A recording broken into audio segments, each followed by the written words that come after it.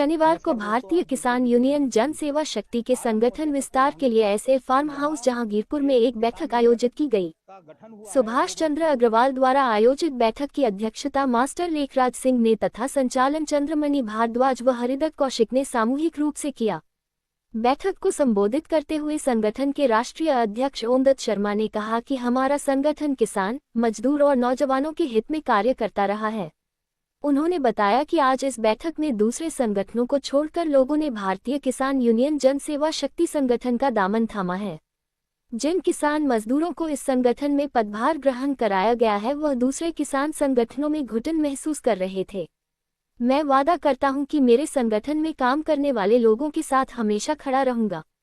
संगठन के राष्ट्रीय प्रवक्ता समयवीर फौजी ने कहा कि हम किसी भी संगठन की बुराई नहीं करते हैं, लेकिन वादा करते हैं कि हमारे संगठन में काम करने वाला हर व्यक्ति ईमानदारी से काम करने वाला है।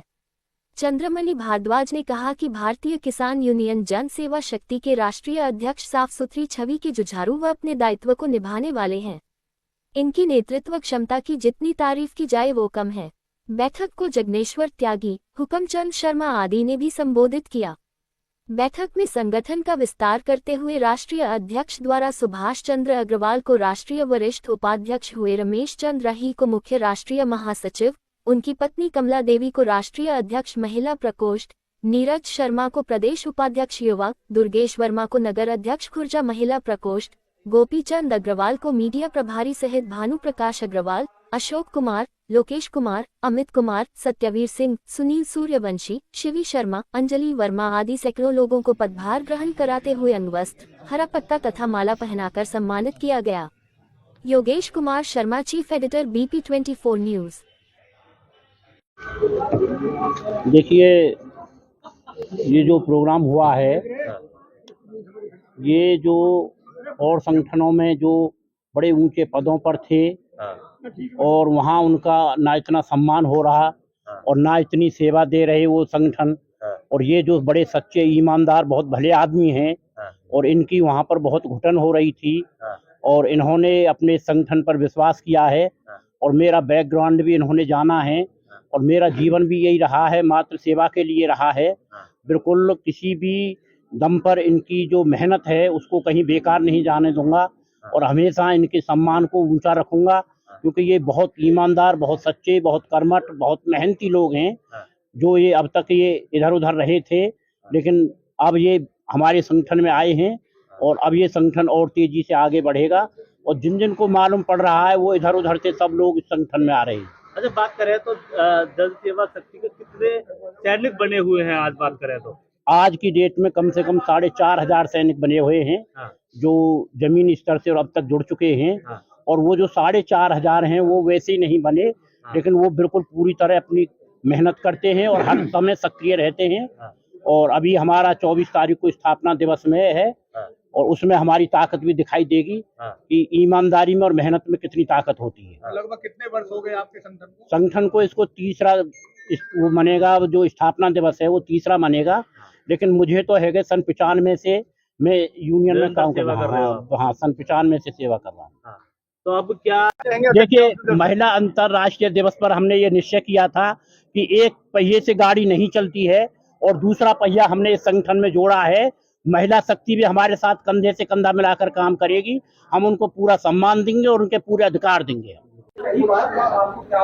तो हमारे साथ हैं मास्टर लेखराज सिंह, जो आज इस कार्यक्रम की अध्यक्षता कर रहे हैं। तो इनसे जानना चाहेंगे, जी गुरुजी, आज ये संगठन का जो विस्तार हुआ है भारतीय किसान यूनियन जन सेवा शक्ति का, तो इसके बारे में क्या कहना चाहेंगे?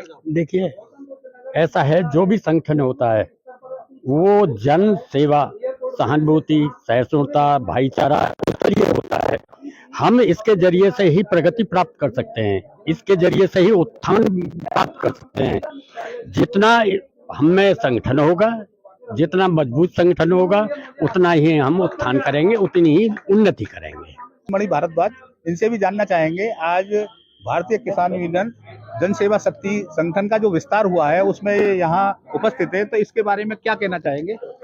मैं पहले तो अपने सभी पत्रकार बंधुओं का हृदय से बहुत बहुत आभार अभिनंदन करता हूं कि आपने समय दिया और किसानों के बीच में आकर के यहाँ के ग्राउंड जीरो की रिपोर्टिंग कर रहे हैं।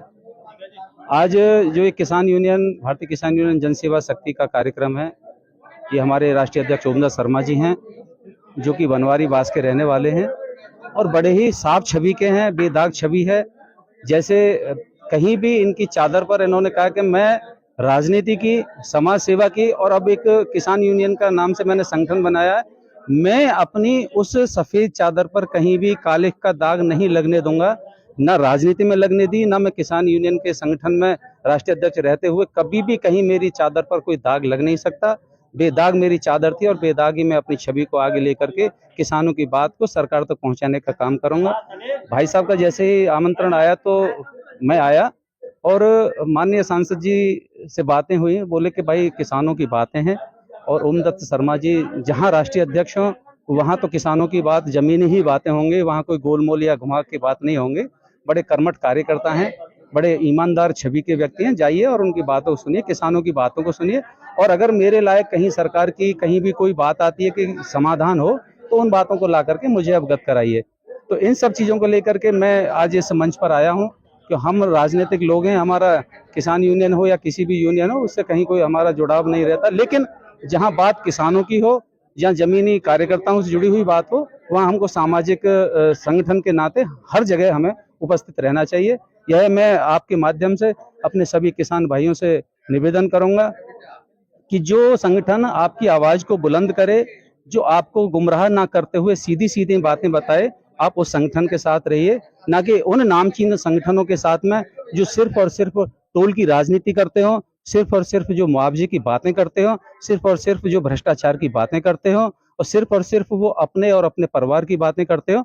उन लोगों से सावधान रहिए और ऐसे लोगों के साथ जुड़िए जिनका साफ अपना चरित्र हो और जिनका बेदाग छवि हो।